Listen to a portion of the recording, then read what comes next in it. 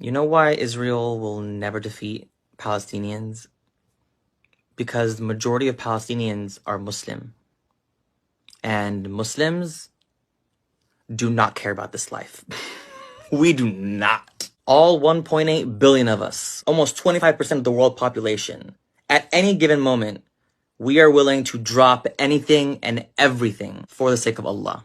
We are willing to sacrifice our lives in this dunya, our bodies, for the sake of the values in our religion, for the sake of Allah. I have zero worries about the future state of Palestinians, what we're going to be like, what's going to happen to us in the future. We don't fear anything or anyone in this life except for Allah. And that lack of fear terrifies Israel and the West. As in, Israel and the West can continue to slaughter Muslims for whatever reason, but at the end of the day, we will still only ever bow down to Allah.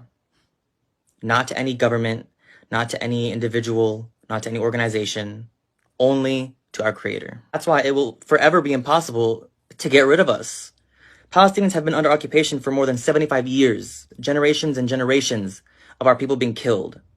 And still, 75 years later, what do we all see in the content of what's happening in Gaza right now? What are all the Palestinians there saying after their homes are demolished, their families, their entire families